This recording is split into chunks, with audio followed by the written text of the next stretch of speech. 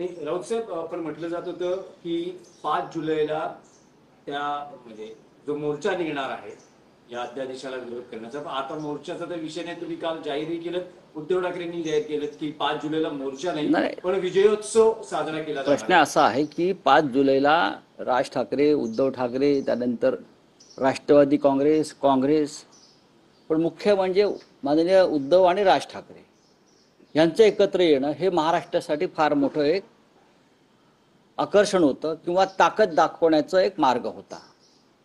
आणि त्यामुळेच हा अध्यादेश रद्द केला, हे मान्य केलं पाहिजे.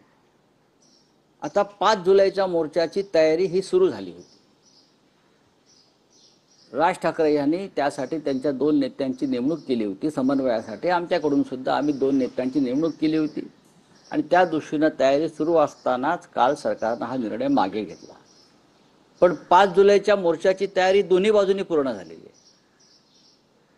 आता हा जो फोर्स तयार होणार होता मराठीचा, त्याचं काय करायचं, तर त्याचं रूपांतर विजय जल्लोषात करा अशा भूमिका दोन्ही बाजूने आहेत. म्हणजे राज ठाकरे यांच्याकडून सुद्धा आहेत आणि उद्धव ठाकरे यांच्याकडून सुद्धा आहेत.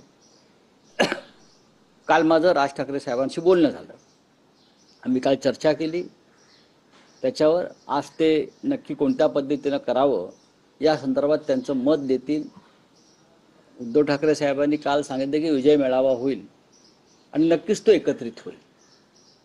जे जे घटक मोर्चामध्ये सामील होणार होते या 2 प्रमुख नेत्यांशिवाय त्या सगळ्यांसह विजय मेळावा, कारण ही एकजूट मराठी माणसाची आणि महाराष्ट्राची होती हा मोर्चा म्हणजे. त्याच्यामुळे विजय मेळाव्यामध्ये किंवा या विजय जल्लोषामध्ये कोणालाही दूर ठेवून, डावलून, लहान घटक असो मोठा असो, कोणालाही दूर ठेवून हा विजय जल्लोष होणार नाही. तो सगळ्यांना एकत्र घेऊन करू आम्ही.